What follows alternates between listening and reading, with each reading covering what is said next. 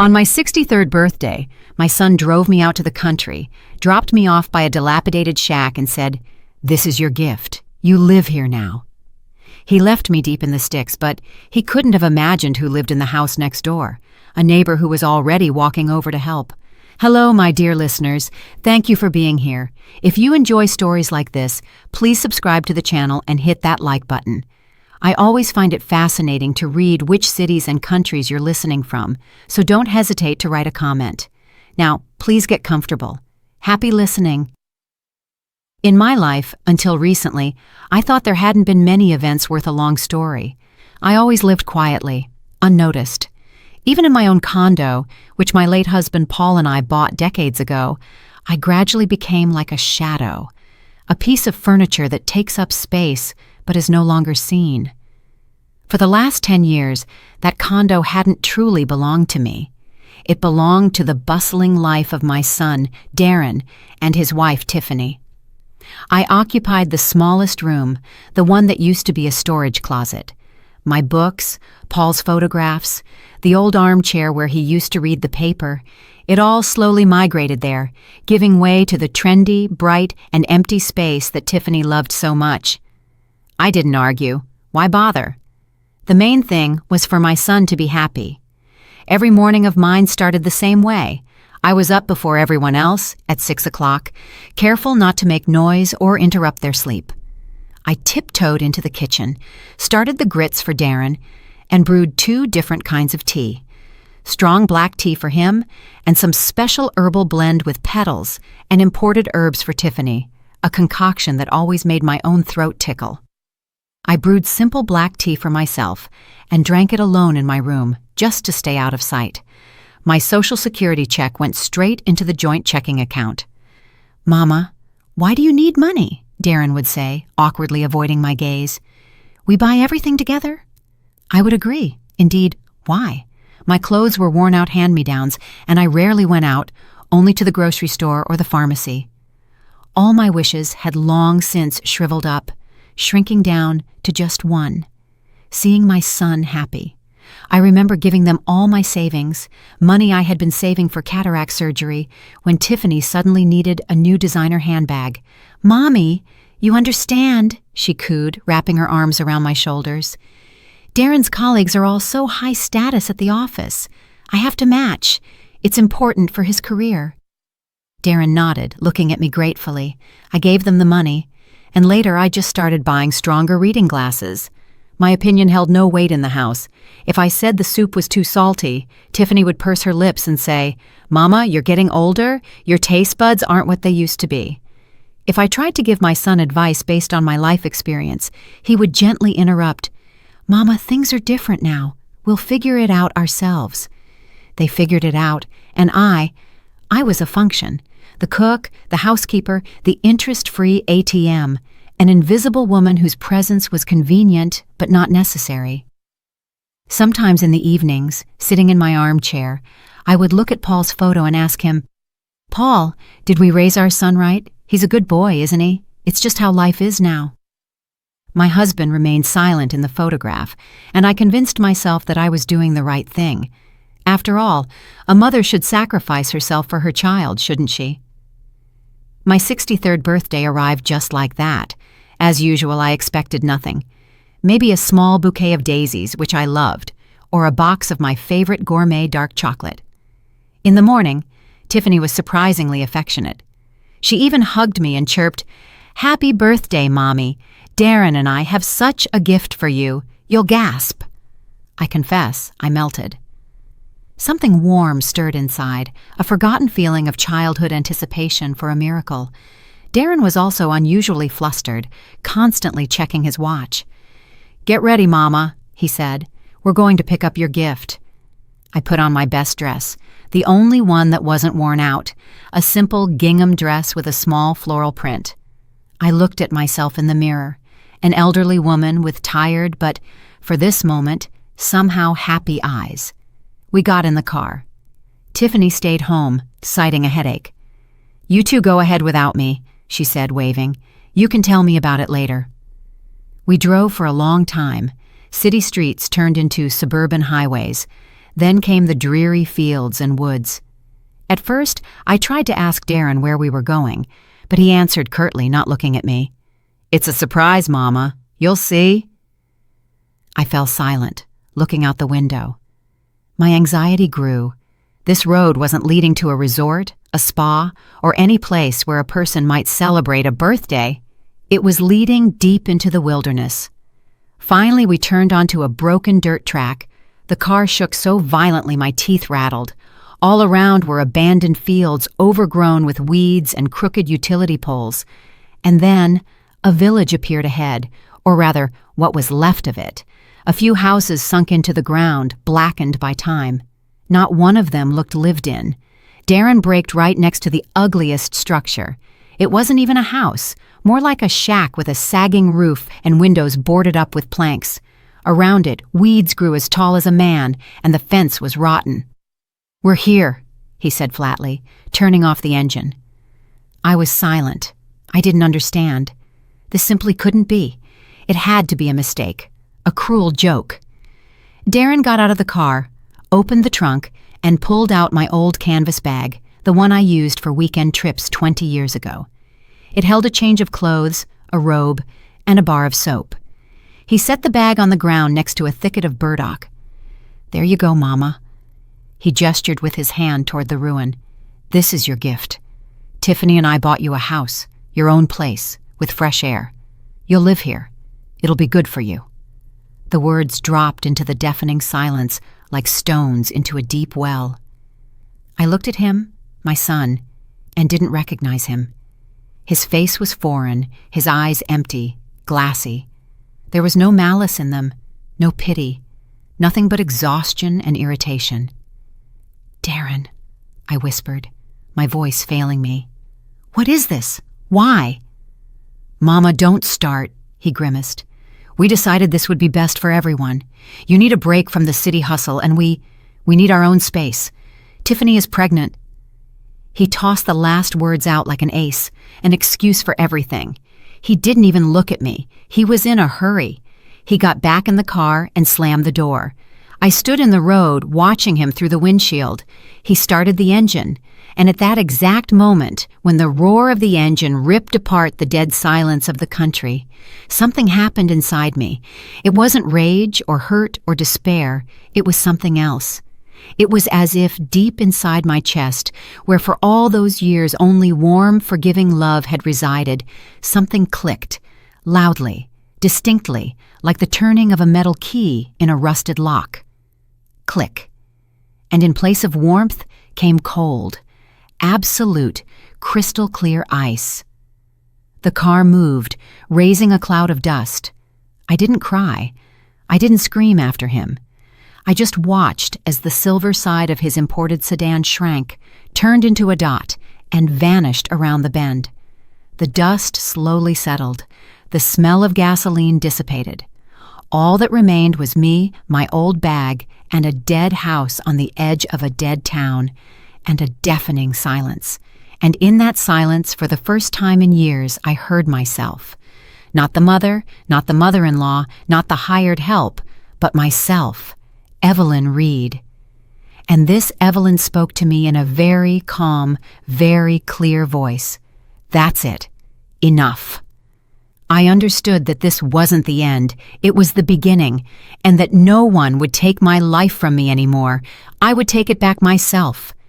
The dust raised by my son's car slowly settled onto the tall weeds on the roadside. I stood motionless, listening to the fading drone of the engine in the distance. When that too was gone, a silence fell that I hadn't heard since I was a child, visiting my grandmother in the country. But that silence had been alive, filled with the chirping of crickets and the rustling of leaves. This one was dead, oppressive. I slowly turned and looked at the gift, this timber shack, blackened by time and weather, with its boarded-up windows. The porch leaned sideways, one of the steps had fallen through, and the hole showed last year's damp, decaying leaves. Around the house was a riot of weeds, wild raspberry vines intertwined with bindweed, a picture of complete desolation, a place forgotten by everyone, a place where I had been brought to be forgotten. Tears? No. Inside, I was as dry as a desert. That icy click in my chest had frozen everything that might have now spilled out in bitter sobs.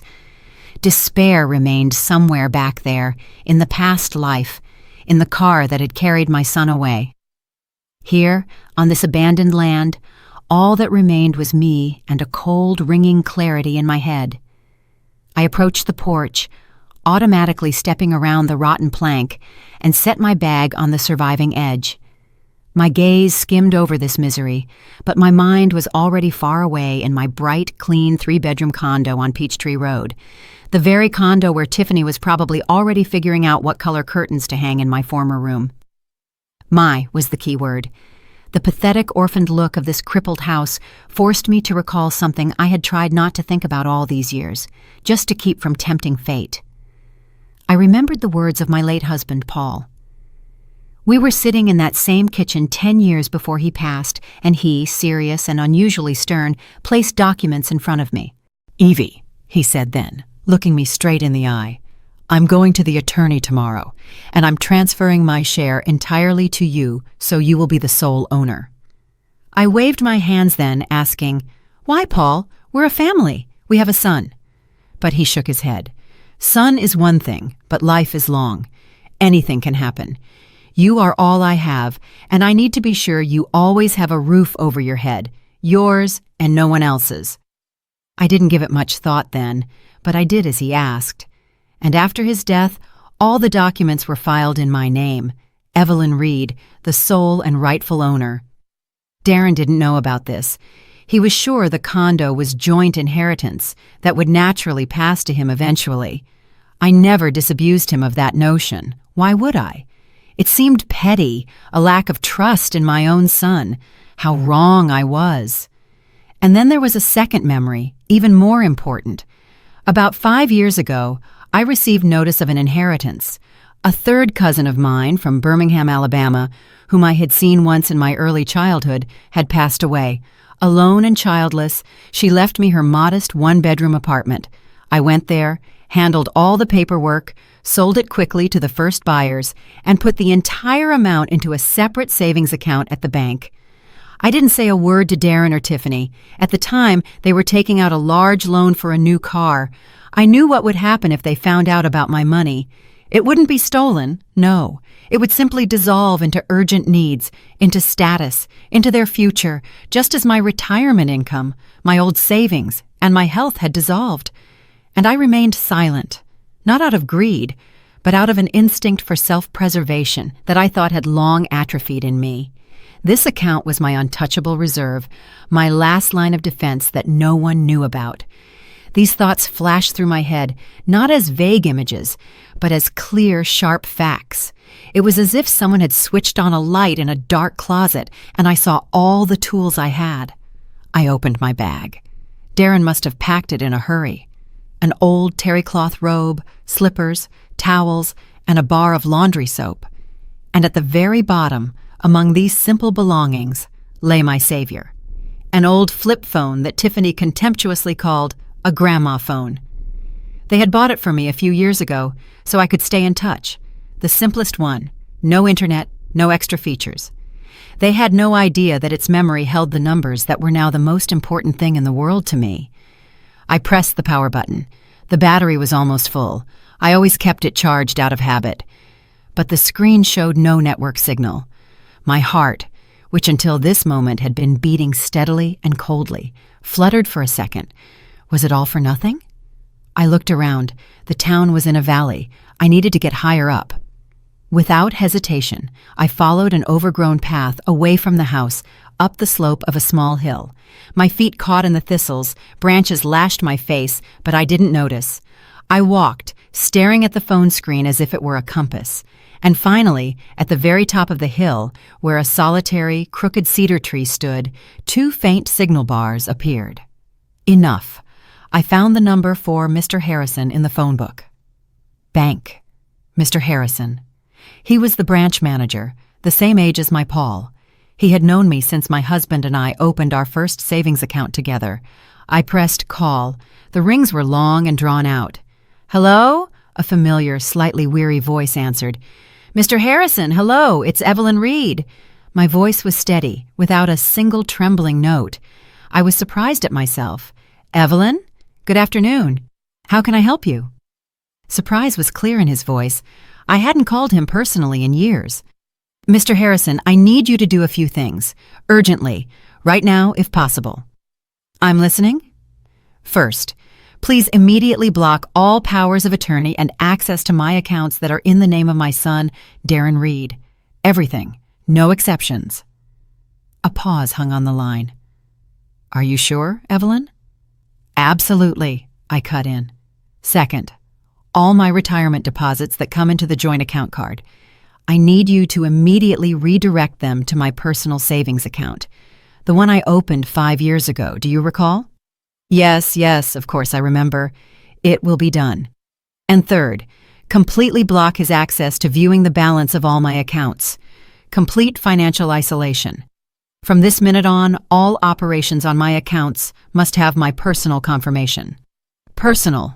I understand, Evelyn. Everything will be executed within 1 hour. Thank you, Mr. Harrison. Goodbye. I hung up. The first part of the plan was in motion. Now for the second. I found another number, Marcus Jones, attorney. He had helped me with the cousin's inheritance paperwork. A young, smart, very thorough specialist. He answered almost immediately. Marcus Jones, attorney at law. Marcus, hello, it's Evelyn Reed. We worked together on the Birmingham apartment. Mrs. Reed, of course, I remember you. Hello, has something happened? Something has happened, I replied calmly. I need your help. It concerns my condo on Peachtree Road. I need to officially confirm my sole ownership and prepare documents that will exclude any claims against it from third parties, including my son.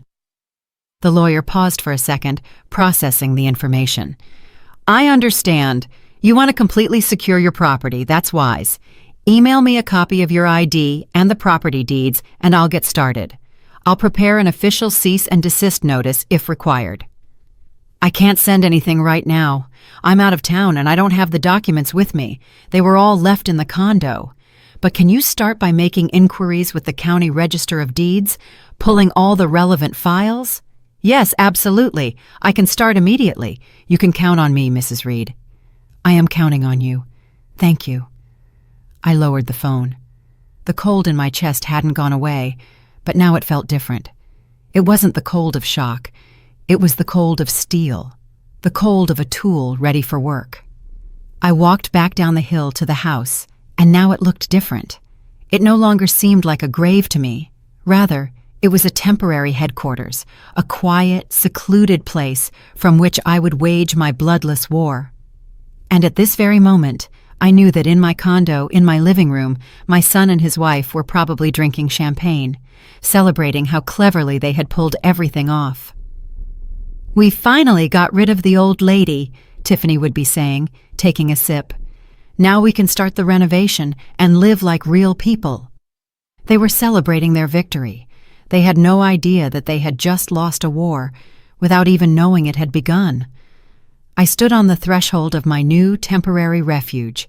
For the first time in years, I took a deep breath, and the air, though smelling of damp and decay, seemed clean to me. It was the air of freedom. For the first few hours, I simply sat on the tall, surprisingly sturdy porch and gazed at the overgrown yard. The sun was setting, painting the sky in soft watercolor hues. The air was thick, smelling of decaying leaves, damp earth, and something else, something wild and unfamiliar. The city doesn't smell like that. The city smells of gasoline, dust, and other people's haste. Here, time seemed to stand still, frozen along with this abandoned town. When it got completely dark and the cold started creeping under my gingham dress, I knew I had to act.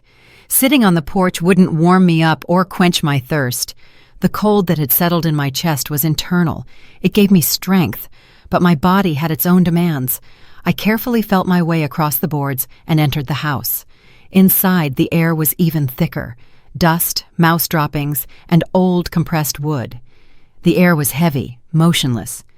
Thin strips of moonlight broke through the cracks in the boarded-up windows, drawing strange patterns on the floor.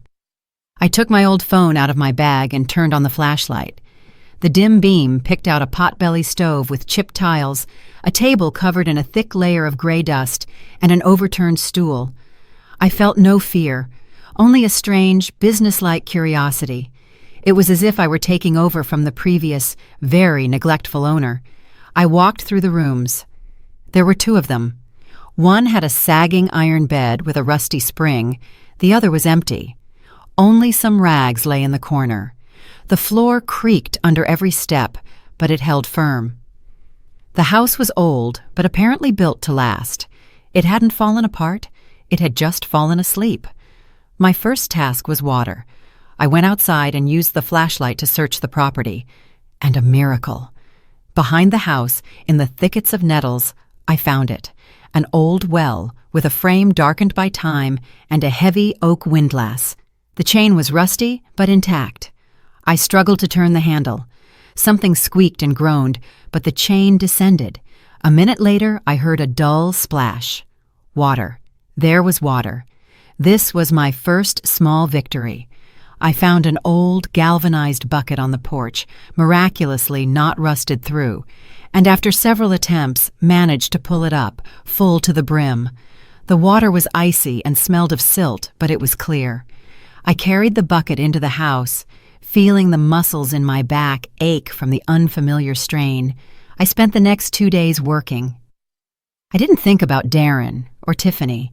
My world had narrowed down to this house and yard. I found an old saw and an axe in the shed, chopped off dry branches from a fallen apple tree, and started the fire in the stove. Smoke initially billowed into the room, but then the chimney warmed up and the even draft roared, filling the house with living warmth. I found some old newspapers and rags and scrubbed the table and the floor in one room. The wash water was black. I hauled dry straw from the shed, stuffed an old mattress I found in the attic with it, and made the sleeping surface less hard. I lived like Robinson Crusoe, and this simple physical labor cleared my mind. Every evening, I climbed my hill to catch the signal and just looked at the screen. 2 bars, my link to the world. I didn't call anyone. I waited. I knew they would call. It happened on the 3rd day, closer to evening. I was sitting on the porch finishing a cup of herbal tea made from currant leaves I'd found in the yard. The phone rang, piercingly and unpleasantly, shattering the evening silence. Darren flashed on the screen. I let it ring a few more times before answering. Everything inside me was calm. "Yes," I said. "Mama, finally. Where have you been? I've been trying to call you for an hour." His voice had that familiar, condescending irritation. "I haven't been walking, Darren. I've been breathing the air. There's plenty of it here," I replied evenly. "Okay, so how are you settling in?" he asked, in the tone of someone performing an unpleasant but necessary formality. "Settling in, little by little. Thanks for checking." He missed my quiet irony entirely. "Listen, Mama, this thing happened. Tiffany's card didn't work at the store. Your supplementary one. There's definitely money in it. I checked this morning. You didn't accidentally press something, did you? Maybe a glitch at the bank? Call them, huh?" Ah, there it was. The first robin. The first small ripple in the water of their complacent calm. I remained silent, letting him talk. "You need to call and tell them everything's fine. Tiffany is upset. She wanted to buy a dress."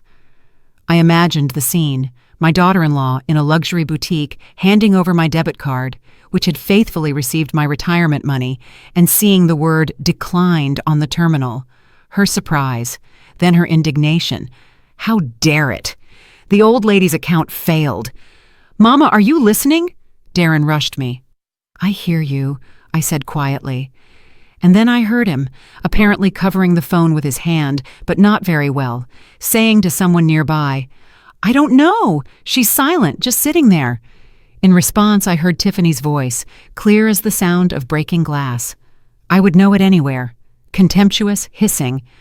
"Why are you even talking to her? She's putting on a show, decided to act tough in her old age. Hurt her feelings, did we? She'll sit out there in the sticks without a dime, and she'll be back to silk in no time. She'll call us herself, tell her not to be stupid, tell her to go fix it. I need that dress." Then Darren's voice again, quieter, conciliatory. "Tiff, wait." And hers again, louder. "What? Wait? The guy for the kitchen estimate is coming tomorrow, and we haven't paid the property tax. I got a text today about the debt. Did she turn that off from her grandma phone too? Senility is setting in, I tell you. We shouldn't have bought her a house. We should have been looking for a nursing home placement." Senility, a show, sit without a dime. These words didn't wound me. They were a final, definitive diagnosis. They confirmed everything I had understood that day. Darren left me on that road. To them, I wasn't a person, a mother. I was an object, a function, inconvenient, aging furniture that had suddenly begun to glitch. And they weren't trying to fix it. They were just angry that it had stopped working properly. All that tiny sliver of hope tucked away in the farthest corner of my soul, that maybe I was being too harsh, that I had overreacted. It all evaporated in that instant. The ice in my chest became harder than granite. The rustling sound returned to the phone, and Darren's voice became loud again, directed at me. "Mama, are you there? So will you call the bank?" I inhaled. The air was cool and clean. "No, Darren," I said, very softly but clearly. "What? No? You can't or you won't?" Disbelief was audible in his voice. "Figure it out yourselves," I said, and pressed the end call button. I put the phone down and gazed for a long time at the darkening yard. I was no longer angry. I felt only a cold, righteous calm. They had passed judgment on themselves. They had called things by their true names. They thought this was my small, pathetic rebellion, my show. They couldn't imagine that this wasn't a show. It was the final curtain, and it was dropping on them right now. The days passed, blurring into one long, meaningful effort. I stopped counting whether it was the 4th or 5th day. What difference did it make? Here in this silence, time wasn't measured by numbers on a calendar, but by tasks completed. The swept floor, the bucket of clean water, the first tentative firing of the stove, which filled the house with a forgotten, cozy smell of warmth and smoke. My anger, that cold anger born on the dusty road, had settled. It hadn't vanished. No, it had simply sunk to the bottom of my soul like a heavy, dense frost, becoming my foundation. I no longer thought about them, Darren and Tiffany. I thought about myself. It turned out to be a very unfamiliar and strange occupation. On the second day, I decided to explore the attic. I climbed the rickety, makeshift ladder, expecting to see only junk and cobwebs. And so it was. But in the farthest corner, under a layer of old sacks, I found a small, unlocked wooden chest. I blew the dust off it. The dust immediately swirled in a sunbeam, breaking through a hole in the roof, and lifted the heavy lid. Inside, resting on yellowed fabric, were neat stacks of letters tied with twine and a thick album in a velvet cover. I brought it downstairs, sat on the porch, and opened it. The faces of people long gone looked up at me. Serious men in uniforms, women in simple headscarves, round-faced children, weddings, military send-offs, simple photos in a field.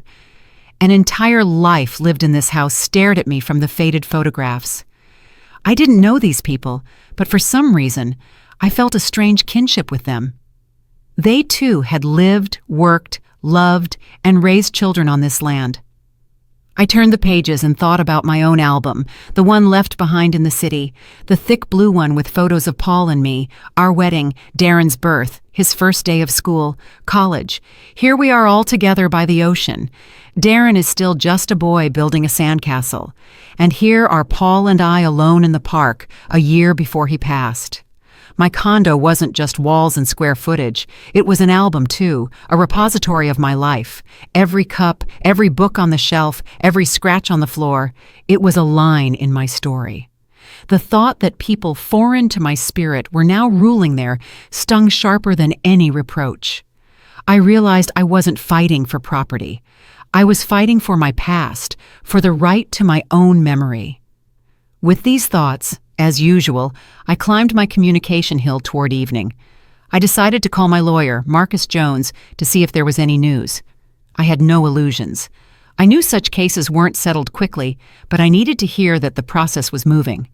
He answered immediately, as if he were waiting for my call, but his voice wasn't as cheerful as before. It was tense. "Mrs. Reed, good evening. I'm glad you called. I was just about to look for you." "Is something wrong, Marcus?" I asked, and the heart that had been beating so steadily and calmly made an anxious somersault. "Let's just say we have some complications." He chose his words carefully. "I made the preliminary inquiries as we agreed. Your ownership of the condo on Peachtree Road is indisputable. You are the sole owner. Everything is clean, but—" "So what's the problem?" I asked impatiently. He paused. "Mrs. Reed, there is an encumbrance on your condo." The word was unfamiliar to me. What does that mean? "It means there are certain restrictions placed on your property. It cannot be sold, gifted, or otherwise transacted until this encumbrance is removed." "What encumbrance? Where did it come from?" The cold began to return, but now it was different. Anxious, prickly. And then the lawyer said a sentence that split my world into before and after. He spoke it softly, almost casually, but to me it sounded like an explosion. "Mrs. Reed, your condo is being held as collateral by a commercial bank. A mortgage agreement for a very large sum has been taken out against it." I was silent. I couldn't inhale. The air was stuck somewhere in my throat. Collateral, mortgage, how? When? That was the only word I could manage. "The agreement was signed 8 months ago," Marcus answered. 8 months! A picture immediately flashed in my mind. Last winter, I was seriously ill. Pneumonia. I lay with a high fever for 2 weeks, mostly delirious. Darren was at work, and Tiffany took care of me. She was so attentive, bringing me broths, changing my compresses, running to the pharmacy, and constantly fussing with some papers. "Mommy, these documents came from the tax office. You have to sign them before the deadline. Don't get up. I'll bring them to you." "Mommy, this is just a form for the HOA, a mere formality. Just initial here." I remember her slipping the sheets under my pen. I could barely see what was written. The letters swam before my eyes from weakness and fever. I trusted her. She was my son's wife, my family. I signed without looking, just so she would leave me alone, just so I could sink back into blessed oblivion. "Marcus," my voice trembled, but I quickly got a hold of myself. "Is my signature on there?" "Yes, Mrs. Reed. According to the documents, you personally acted as the borrower. The signature is notarized, but I have already requested copies. There is reason to believe that—" I didn't need him to finish. I understood everything. This wasn't just forgery, it was worse. It was betrayal at the moment of my absolute helplessness. They hadn't just deceived me. They had exploited my illness, my weakness, my trust. They watched me fight for every breath, and at the very same time, they were coolly slipping a financial noose under my pen. "How much is the sum?" I asked. My voice now sounded like metal scraping on glass. The lawyer named the figure. It was monstrous, comparable to the value of the condo itself, money I wouldn't see even if I lived 3 more lifetimes. Something broke inside me. That thin thread that still tied me to my former belief in people, in family, in my son. It didn't just snap, it decayed, turning to ash. I suddenly saw everything in its true light. Their plan wasn't just to evict me from the condo. No, it was far more devilish. They had taken out a huge sum of money, using my life, my only asset, as collateral. They spent it, or were planning to spend it, on their beautiful life, on a new kitchen, on a dress, on whatever. And then, when it came time to pay the bills, they would simply let the bank take the condo. And me, they had preemptively evacuated me, hidden me in this wilderness so I wouldn't interfere, wouldn't get in the way, wouldn't find out anything until it was too late. This ruined house wasn't just a gift, it was my tomb. The place where I was supposed to quietly vanish while they finished eating the leftovers of my life. All the bitterness, all the maternal hurt, all the doubt. It all disappeared. It was washed away by a wave of icy, righteous fury. This was no longer just anger. This was the feeling a person gets when they see absolute, untainted evil and understand that they must stop it. Not for revenge, but for justice. For the memory of my husband, who wanted to protect me. And for myself. "Marcus," I said into the phone, my voice as hard as steel. "I understand. Do everything necessary. Pull all the documents. Prepare the lawsuits. We are going to fight." "I've already started, Mrs. Reed. I am on your side." "I know," I replied, and hung up. I slowly walked down the hill. The sun had already set, but I felt as though I could see everything around me with incredible, almost inhuman clarity. Every blade of grass, every stone on the path. The world hadn't changed. I had changed. Before, I just wanted to get my own back. Now, I knew I had to go all the way. They had awakened something in me that I didn't know I possessed, and they would soon regret it.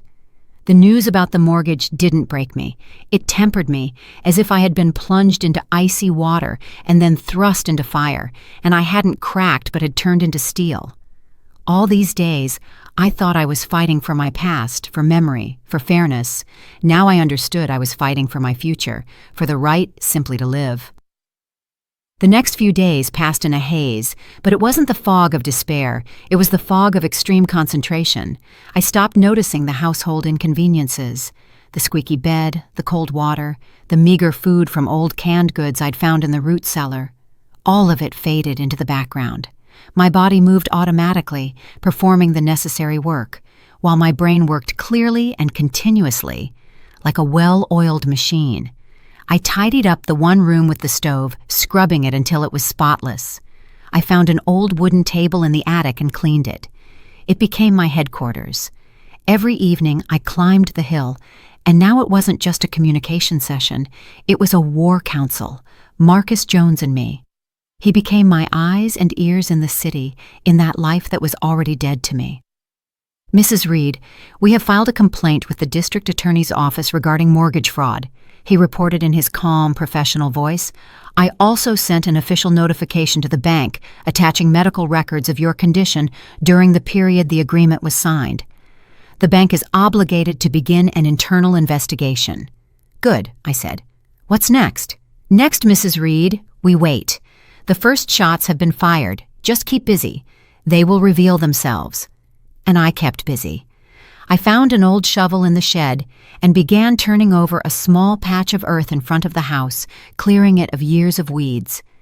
The work was hard. The soil was compacted, and the roots of the thistles went deep. But with every root I pulled out, I felt myself freeing not just the earth, but my own soul. I was uprooting my past, my blind love, my self-sacrifice.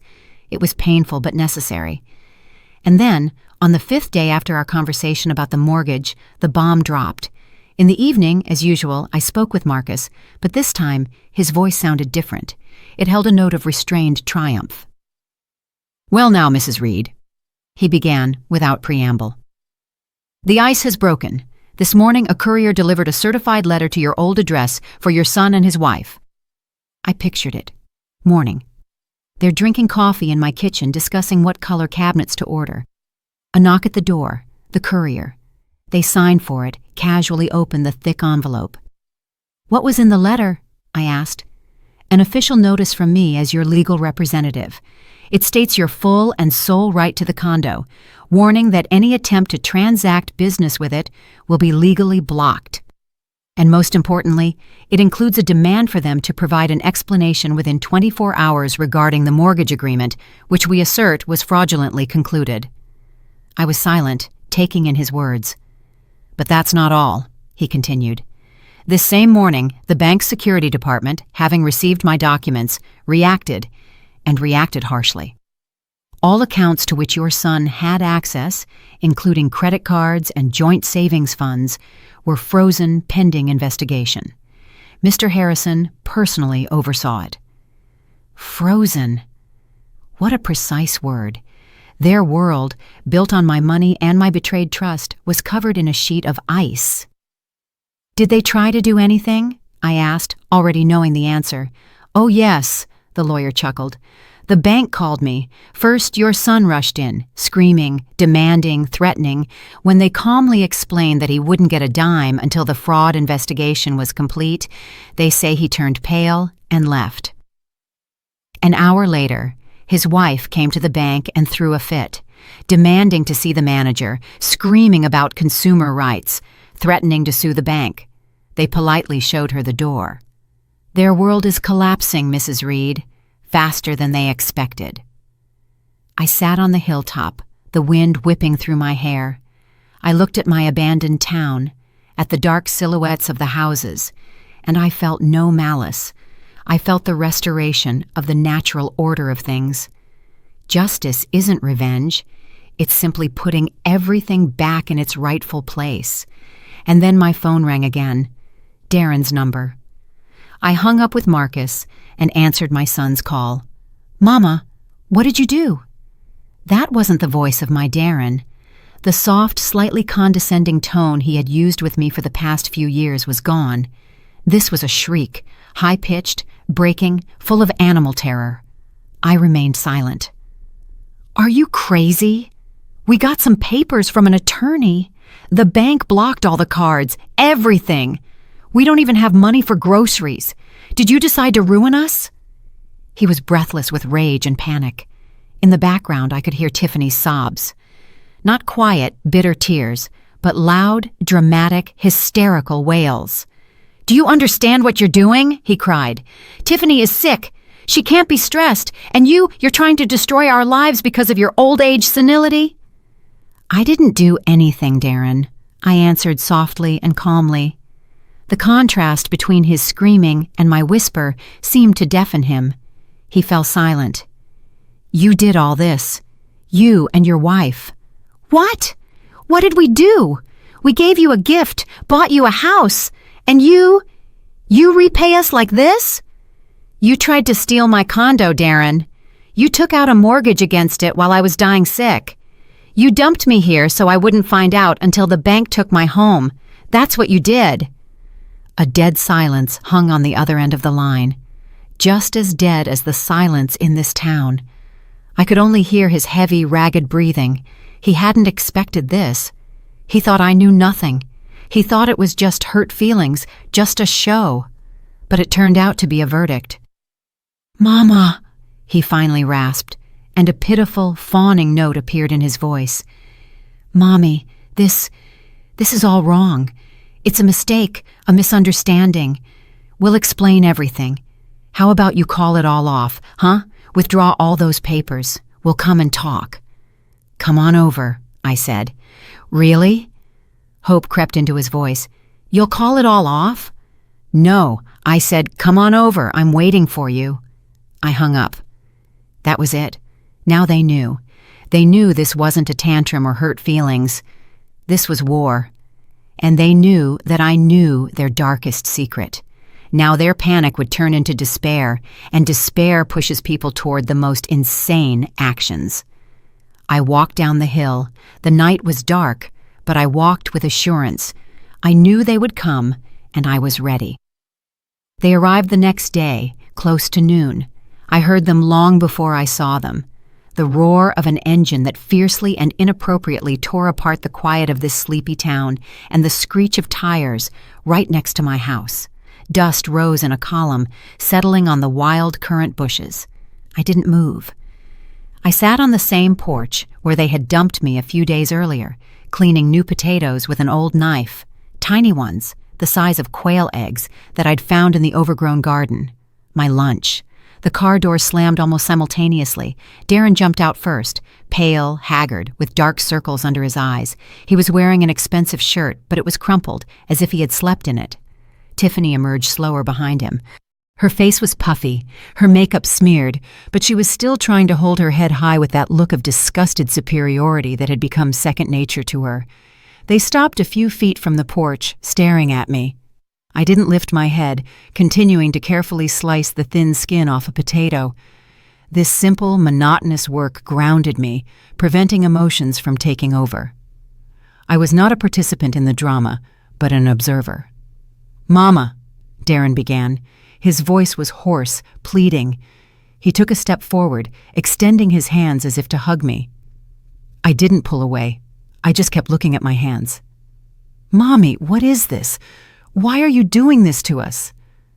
I dropped the cleaned potato into a bowl of water and picked up the next one. "I was waiting for you," I answered without looking up. That simple sentence seemed to throw him off. He expected shouting, accusations, tears, anything but this icy, detached calmness. We came to talk," he stammered. "Mama, this is all some terrible misunderstanding. We're family. Families are supposed to help each other, not sue each other."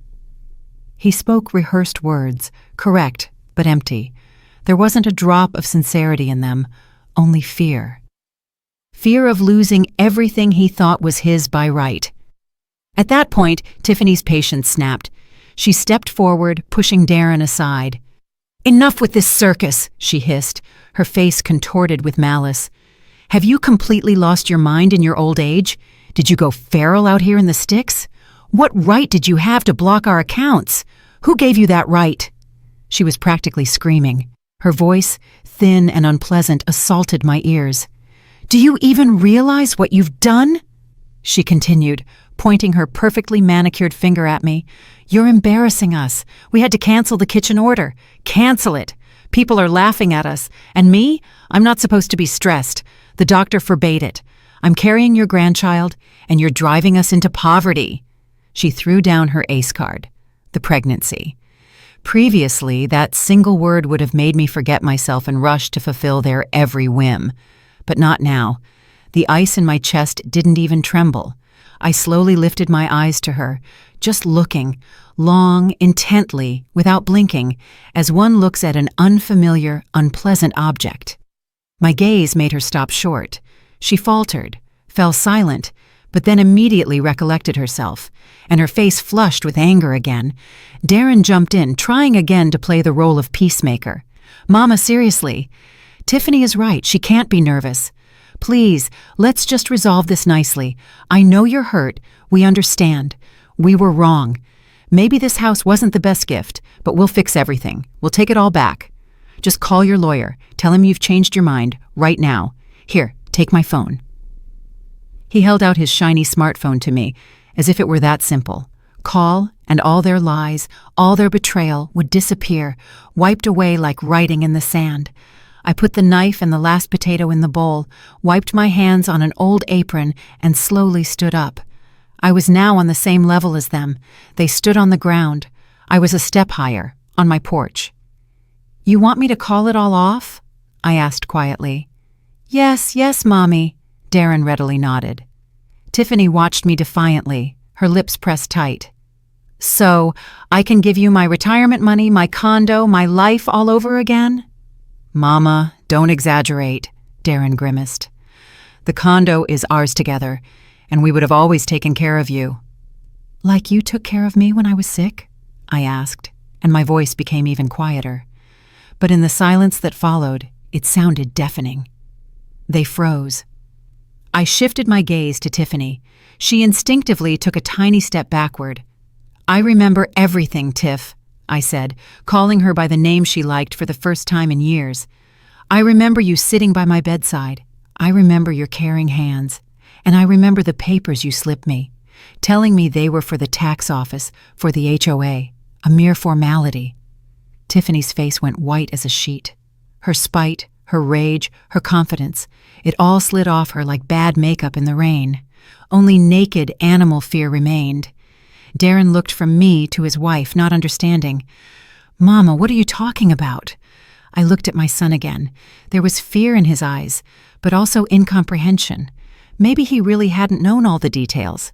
Maybe she had even tricked him. Or maybe he simply preferred not to know. It no longer mattered. He was an accomplice. "I'm talking about the mortgage, Darren," I said, enunciating every word. "The big mortgage you took out at the bank 8 months ago, using my condo as collateral, with my signature, a signature you got when I was delirious. Did you think I would never find out?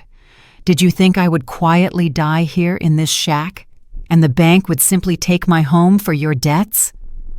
The blow hit home. It was evident in how Darren staggered, as if punched in the gut. He looked at Tiffany with horror and some new, bitter realization. She wasn't looking at him. She was looking at the ground, at her expensive shoes, which were now stained with country dirt. All their tricks, all their manipulation, crumbled to dust. They stood before me, naked in their greed and lies. The masks were ripped off. The show was over. "So, Darren," I finished in my quiet, even voice, "do you still want me to call the lawyer?" He couldn't utter a word. He just opened and closed his mouth like a fish stranded on the shore. Tiffany pulled her head into her shoulders, turning from a predator into a cornered animal. The pause was long and heavy. In that pause, the last drop of my maternal love for him died. It died and was buried right there, next to that rotten porch. "Leave," I said. It wasn't a command or a request. It was a simple statement of fact, like, "It is raining" or "Night has fallen." They turned around in silence, not looking at each other, like puppets whose strings had been cut, and trudged to their expensive, shiny car. The engine started, not with a roar, but somehow tiredly. The car slowly, almost uncertainly, turned around and rolled away down the dusty road. I remained alone on the porch. Next to me sat the bowl of cleaned potatoes, my lunch, my new life, and the air around me was wonderfully clean. After they left, silence fell. But it was a different silence now. Not dead and oppressive like on the first day, but calm and full of dignity. I boiled my potatoes on the stove. They tasted like the most delicious food in the world. I ate slowly, sitting at my cleaned table, and looked out the window, which I had finally managed to unboard and wash. Beyond it was my overgrown yard, and among the weeds I saw a few surviving peony bushes. Their dark red, tight buds were about to open. I thought that was the end, that they, crushed and exposed, would leave me alone and try to clean up the mess they had made, but I underestimated them again. I forgot that a cornered animal doesn't seek repentance. It seeks a way to bite one last time. About a week passed. During that time, I managed to meet my only neighbor, or rather, he came to me. One morning, I was hauling a bucket of water from the well when I heard a calm, low voice behind my back. "Here, neighbor, let me help you. Turning that windlass ain't a woman's job." I turned around. Standing before me was a tall, lean old man with a gray beard and incredibly clear blue eyes. With a single easy hand, he finished cranking the windlass, grabbed the bucket, and set it on the ground. "Curtis Baker," he introduced himself, extending a wide, calloused hand. "I live in that house over there, 2 properties down. Last of the old guard in this town." "Evelyn Reed," I replied, shaking his firm hand. That's how our acquaintance began. Curtis, or Uncle Kurt, as he asked me to call him, turned out to be a former county commissioner, an old-school man, reserved but wise and grounded. He didn't ask how I ended up here. He just saw. He saw the expensive car that brought me and drove away. He saw me, alone, struggling to make this abandoned house livable, and he understood everything without words. He started helping me. One day, he'd bring a few dry logs. Another, he'd share milk from his goat. Sometimes he would just stop by in the evening to sit on the porch and talk about the weather or the chances of a good harvest. His quiet presence was a huge source of support for me. Next to him, I didn't feel alone. I felt safe. And then the final battle erupted. One morning when I was watering my future peonies, I heard the sound of engines. Not one, but several. A whole convoy was approaching my town. 3 passenger cars stopped by my house, and people began to get out. I recognized them. My cousin, Aunt Carol, from Raleigh, North Carolina, with her husband. My late husband's nephew, Darnell, with his wife. A few other distant relatives I had only seen at funerals and weddings. And leading them, like 2 generals commanding their army, were Darren and Tiffany. Darren looked even worse than the last time, thinner, with a twitching eyelid. Tiffany, however, had transformed. She was wearing a simple dark dress, no makeup. Her hair was pulled back in a modest bun. Universal sorrow was written on her face. She held Darren's arm, supporting him as if he might collapse at any moment. A perfect picture. The unfortunate son and his faithful, suffering wife. They arranged the relatives in a semicircle, as if for an execution, and Darren, urged on by Tiffany's quiet whisper, began to speak. His voice trembled, but now it wasn't panic. It was well-rehearsed grief. "Dear ones, Aunt Carol, Darnell, thank you for coming," he began, sweeping his gaze over everyone tragically. "We called you because a tragedy has struck our family. A great tragedy." He paused, letting the words sink in. The relatives looked at me with confusion and sympathy. "Our mother, Evelyn Reed, she's sick," Darren said with emotion. "After her bout with pneumonia, she started having mental issues. She forgets everything, confuses things. She's imagined conspiracies, imagined mortgages. She doesn't recognize us. She accuses us of terrible things." I stood there with the watering can in my hands, listening to this theater of the absurd. I couldn't believe my ears. They had decided to declare me insane in order to take everything, so that their fraud would become merely the product of my diseased imagination. "We wanted to get her treatment," Tiffany continued in her sorrowful, angelic little voice, wiping a dry eye with the corner of a tissue. "We looked for the best doctors, a clinic, but she ran away. She found this abandoned house somewhere and is hiding here. She refused help, blocked all the accounts so we couldn't pay for her treatment. She's a danger to herself. We're afraid she'll do something to herself." Aunt Carol, a kind-hearted woman, gasped and pressed her hands to her chest. "Evie, sweetheart, what is this? Come home, back to the city. You need to be treated in a hospital." They looked at me as if I were a violent lunatic, a mixture of pity, fear, and a kind of revulsion. I saw my conviction in their eyes. Darren and Tiffany's plan was devilishly simple and effective. Who would believe a lonely elderly woman living in a ruin against a young, respectable son and his pregnant wife who were so worried about her? I remained silent. What could I say? Any word from me, any protest, they would immediately declare a symptom of the illness. See? Aggression, inappropriate response. And just when it seemed like everything was lost, that I had lost this final dirtiest battle, I heard the calm creak of a gate behind me. "May I be nosy?" a voice inquired.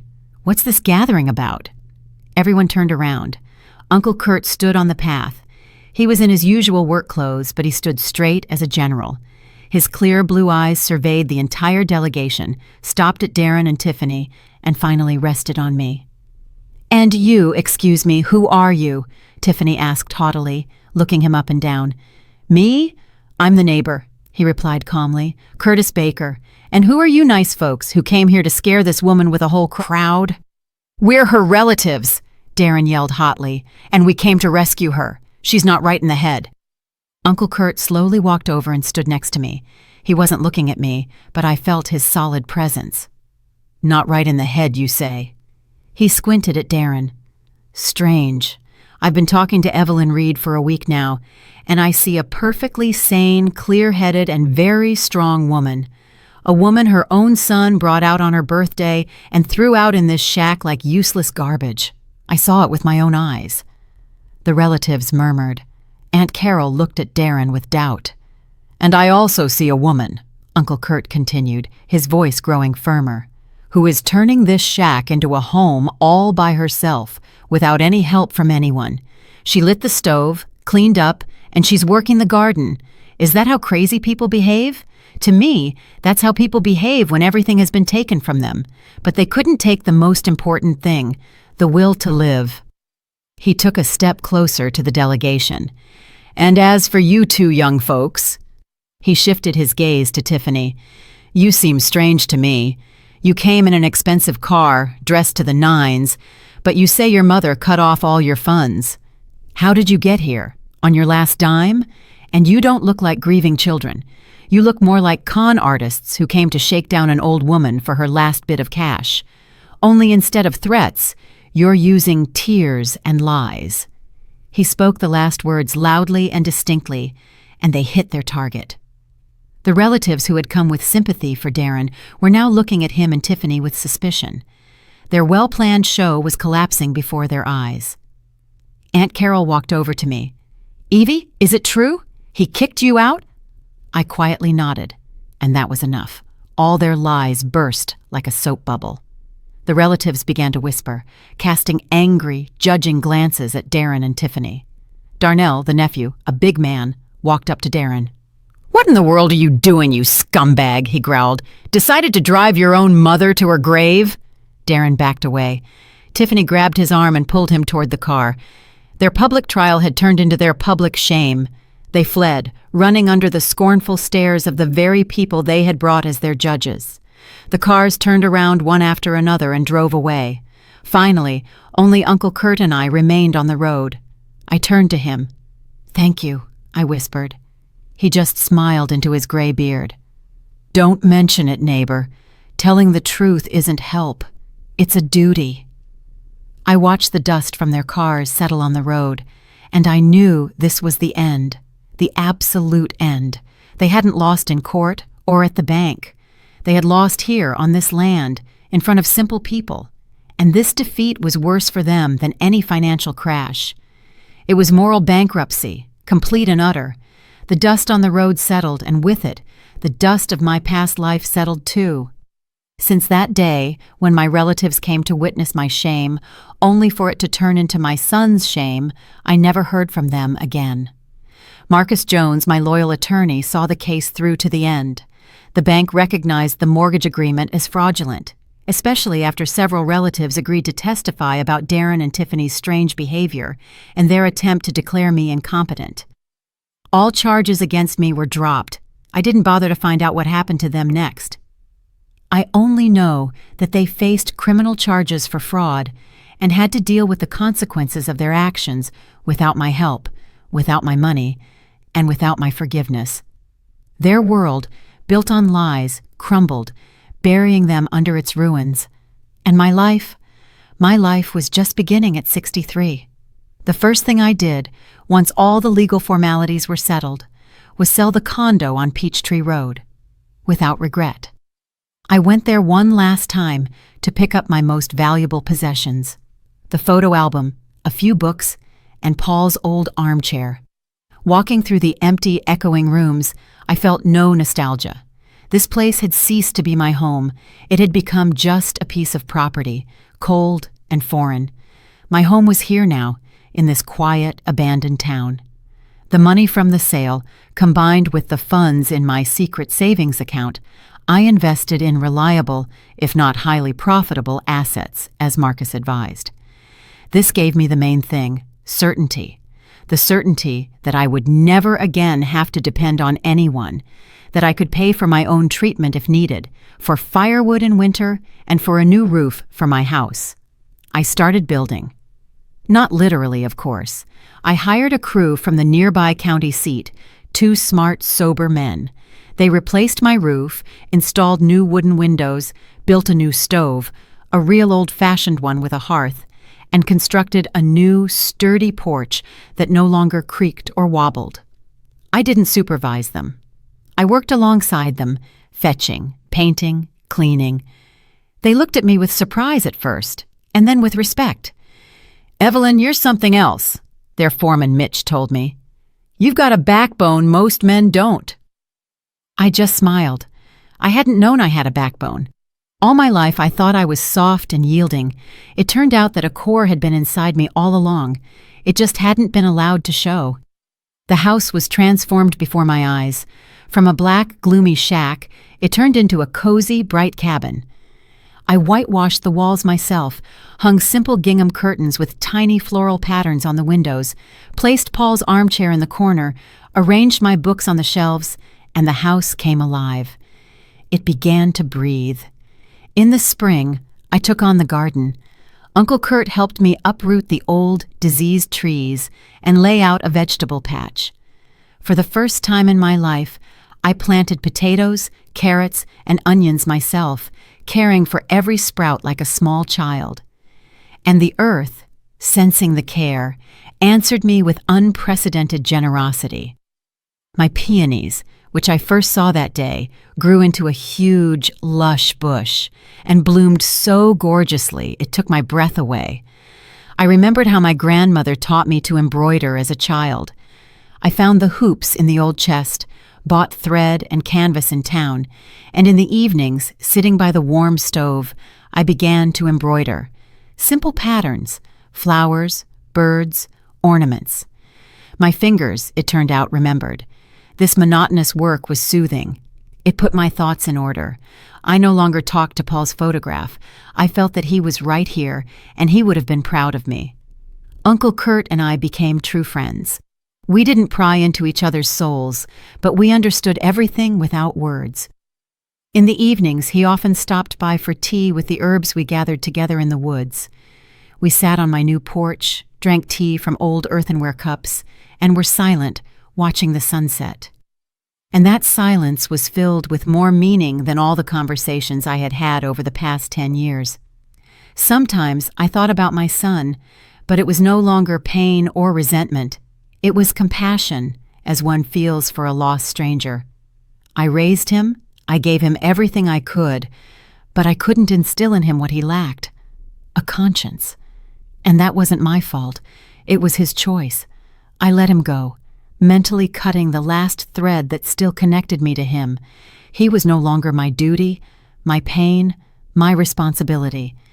He was simply a man who had once been my son. I'm 65 now. I'm sitting on my porch. In my hands is a cup of hot tea blended from herbs in my own yard. The sun is setting behind the woods, painting the sky in incredible colors. The air smells of mown grass and flowers. Inside, the firewood crackles warmly in the stove. A stray kitten I named Vasya is purring on my lap. I look at my hands. They are rough from working in the garden. My nails aren't as manicured as before. But these are the hands of a living person, a person who is building her own life. Sometimes, I think I should be grateful to Darren and Tiffany. If it weren't for their cruelty, I would still be living out my days as a shadow in someone else's life. I would never have known what I was capable of. I would never have met Uncle Kurt, never seen these peonies bloom. I would never have felt the taste of water from my own well. They wanted to bury me, and instead, they gave me life, a real life. I take a sip of the tea. It is tart, fragrant, alive. I think that dignity isn't something others give you. It isn't their respect or their recognition. Dignity is what you find within yourself. What you reclaim from fear, from resentment, from despair. What you take back for yourself when it seems like everything is lost. And that quiet, hard-won victory, that is true happiness, and that is true freedom. Did you like my story? If you listened till the end, drop a number 1 in the comments. If you enjoyed it, you can support me by liking the video and sending a small tip. I've got lots of other life stories like this on my channel, so make sure to subscribe and check them out. I've added 2 new stories on screen that everyone loves. Thanks for being here. See you in the next one. With love.